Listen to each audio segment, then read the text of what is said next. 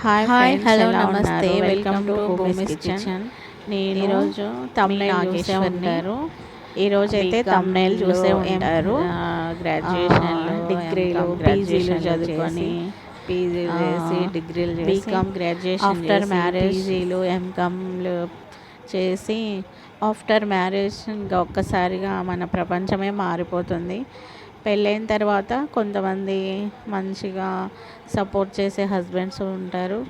కొంతమంది ఏమో ఇంకా నార్మల్గా లేదు, లేడీస్ పనులు లేడీసే చేయాలి, మగవాళ్ళ పనులు మగవాళ్ళే చేయాలన్నట్లుగా చేస్తూ ఉంటారు. అందరి గురించి కాదు, కొంతమంది గురించి నేను మాట్లాడుతున్నాను. మా ఇంట్లో అయితేనా మా హస్బెండ్ అలానే చేస్తారు. ఇంట్లో పనులు అయితే ఏం చేయరు. ఎంతసేపు ఉన్నా బయట డ్యూటీ చేసి ఇంట్లో కావాల్సిన సామాన్లు సరంజామా అంతా అరేంజ్ చేస్తారు. ఇంట్లో పనులు మాత్రమే, ఇంట్లో ప్లేట్ కూడా కడగరు అనమాట అన్నం తిన్నాక.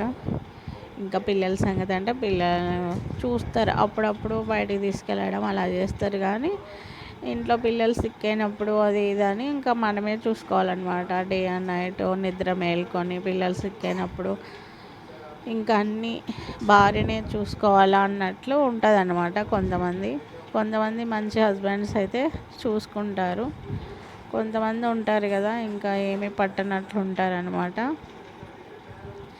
ఇప్పుడైతే మ్యాటర్లోకి వస్తే బీకామ్ చదివి నా దృష్టిలో అయితే మ్యారేజ్ అయిన తర్వాత నా పరిస్థితి ఎలా ఉందంటే, బీకామ్ చదువుకొని ఆఫ్టర్ మ్యారేజ్ బట్టలు ఉతకడము, బట్టలు మడత పెట్టడము, బట్టలు ఆరేయడము, ఇంకా బౌల్ క్లీన్ చేయడము. ఇంకా ఈ బౌల్ సంగతి అయితేనా రోజు మార్నింగ్ టిఫిన్ తిన్నాక మార్నింగ్ టిఫిన్ చేసినటివి తిన్నటివి మొత్తం అన్నీ క్లీన్ చేయాలి. మళ్ళీ ఆఫ్టర్నూన్ లంచ్ చేసిన తర్వాత లంచ్ ప్రిపరేషన్ చేసిన గిన్నెలు, ప్లేట్స్ పొద్దున కడిగినవి సర్దాలి. మళ్ళీ ఆఫ్టర్నూన్ కడగాలి.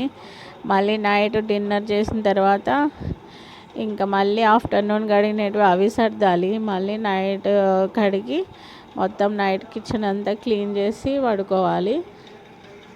నా పరిస్థితి అయితే ఇంతేనా నా జీవితం అన్నట్లు అనిపిస్తుంది ఒక్కోసారి.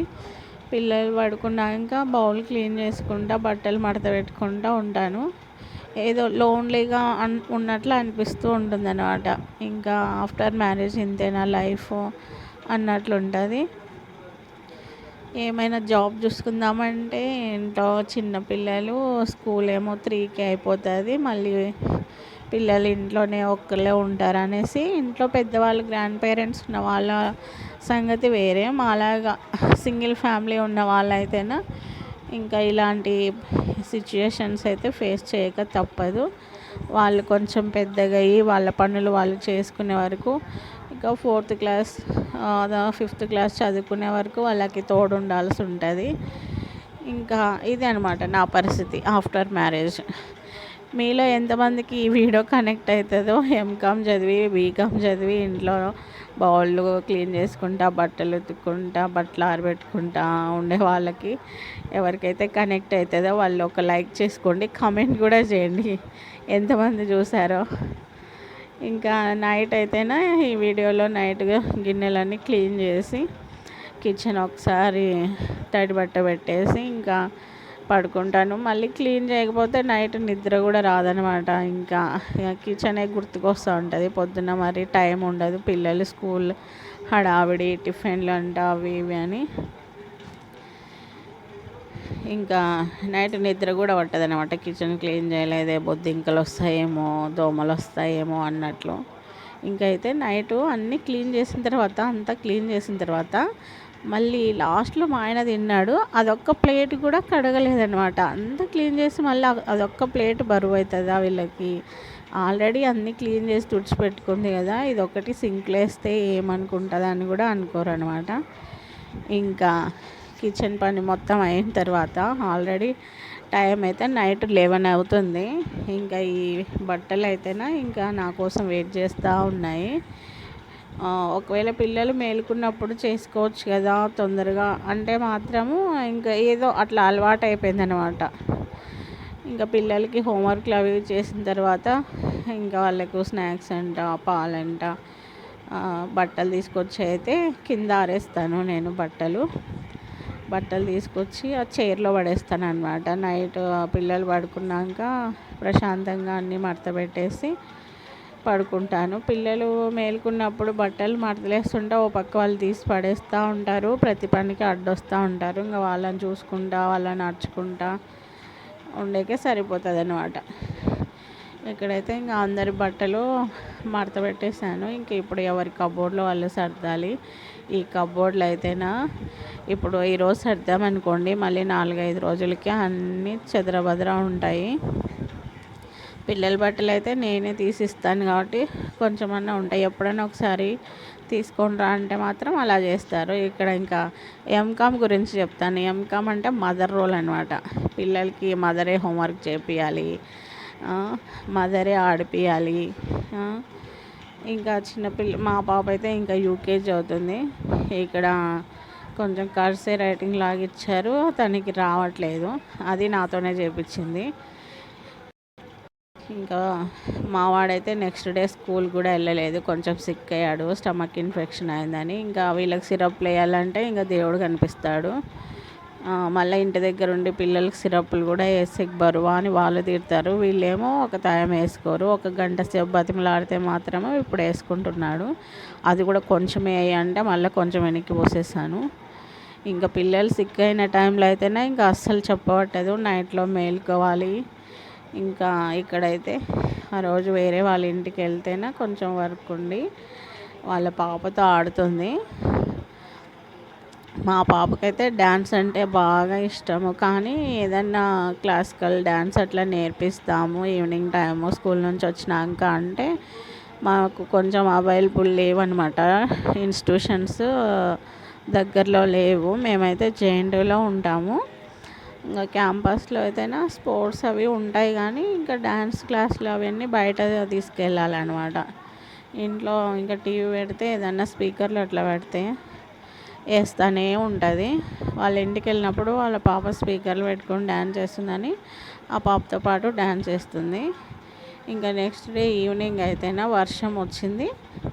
ఇంకా ఆ వర్షంకి ప్లాస్టిక్ గ్లాసులు తీసుకెళ్ళి ఇంకా అక్కడ ఆడుతున్నారు ఇద్దరు. ఇంకా నేనైతే ప్లాస్టిక్ స్పూన్లు, ప్లాస్టిక్ గ్లాసులు ఇచ్చాను. ఆయన కూడా చేతులతోనే ఆడతారు, ఆడుకున్నందుకు ఏ బాధ లేదు. కానీ ఇంకా వీళ్ళ ఆలన పాలన కూడా మనమే చూసుకోవాలన్నమాట. వాళ్ళేమో డ్యూటీలకు వెళ్ళిపోతారు, ఈవినింగ్ ఎప్పుడో వస్తారనమాట. మరి ఇంట్లోనే ఉంచితే కూడా వాళ్ళకు ఇంకా ఇది ఇంట్లో ఊరికే కార్టూన్లు చూసుకుంటూ ఉంటారు మళ్ళీ అని ఇంకా అలా కొంచెం బయటికి తీసుకెళ్తాను. అంటే బయటికంటే మరీ బయటికి కాదు, క్యాంపస్లోనే అట్లా ఇట్లా తిప్పుతాను అనమాట. మా ఇంటి కింద కొంచెం రోడ్ లాగా ఉంటుంది, ఆడుకుంటూ ఉంటారు రోడ్డు మీదే. ఇంకా వాళ్ళు మరీ వదిలేసేంత పెద్దవాళ్ళు కాదు, మరీ చిన్నపిల్లలు కాదనమాట. ఒకరికి 4 years, ఒకరికి 6 years. అట్లా పిల్లల్ని కూడా దగ్గరుండి ఆడించుకొని, ఒకవేళ ఒకళ్ళనే వదిలినామనుకో పిల్లలతో పాటు వెళ్ళి ఆడుకొని వస్తారులే అని వదిలేయలేము. మరి ఎక్కడ కింద పడిపోతారో, మళ్ళీ వీళ్ళతో ఏడ తిట్టిపించుకోవాలో వీళ్ళ డాడీ వాళ్ళతో అని. ఇక్కడైతే మా బాబు నాకు వర్డ్స్ చెప్తున్నాడు. మేడము ఎఫ్ వర్డ్స్ ఏ నుంచి ఎఫ్ వరకు వర్డ్స్ నేర్చుకోరమ్మనిందని నా దగ్గరకు వచ్చి చెప్తున్నాడు. మా పాప అయితే షటిల్ ఆడుతుంది. ఇంకా పిల్లలను ఊరికే కూడా ఇంట్లో పెట్టకూడదు, పిల్లలతో పాటు ఆడిపియాలని నా బాధ. ఊర్లలో అయితే అందరు పిల్లలు కలిసి ఆడుకుంటారు. ఇక్కడైతే ఇంకా ఇంట్లోనే ఉండి డోర్లు వేసుకుంటా టీవీ పెట్టి వాళ్ళకి ఇంకా మళ్ళీ ఊరికే ఇదైపోతారు, వాళ్ళ మైండ్ సెట్ కార్టూన్స్గా ఇంకా ఇదైపోతారు అనేసి అట్లా బయటకు తీసుకొస్తూ ఉంటాను అప్పుడప్పుడు ఈవినింగ్ టైంలో. ఇంకా ఇక్కడైతే మా బాబు ఇంటి ముందరే ఆడుకుంటున్నాడు. ఆ రోజు హాలిడే ఉండిందేమో, ఇంటి బయట సైకిల్ తొక్కుంటున్నాడు. మళ్ళీ ఆ సైకిల్ మెట్ల మీద ఏడవనిస్తాడు అని చూసుకుంటూ ఉండాలి. ఇది నా పరిస్థితి. ఎంకామ్ బీకామ్ చదువుకొని బట్టలు బౌళ్ళు క్లీన్ చేసుకుంటా, బట్టలు మడత పెట్టుకుంటూ ఉంటాను. ఎంకామ్ చదువుకొని మదర్ రోల్ ప్లే చేస్తూ ఉంటాను అనమాట. ఇంకా మనకి తప్పదు కదా. ఇంకా అందరూ కాదు ఇలా అండి, కొంతమంది భర్తల సపోర్ట్ కూడా ఉంటుంది. ఇక్కడైతే ఇంకా హోంవర్క్ చేసుకోమంటే ఇంకా పెన్సిళ్ళ కోసము, ఎరేజర్ల కోసము కొట్టుకుంటున్నారు, కొరుక్కుంటున్నారు, ఇంకా కాళ్ళతో దన్నుకుంటున్నారు. ఒక్కొక్కసారి వీళ్ళని చూస్తే కోపం వస్తుంది, ఊరికే కొట్టుకుంటూ అంటారని. ఒక్కోసారి నవ్వు వచ్చేస్తుంటుంది. అన్నట్లు మీ ఇంట్లో మీ పిల్లలు కూడా ఇంతేనా? ఎవరెవరు చూస్తున్నారో కామెంట్ చేయండి ప్లీజ్. Bye friends.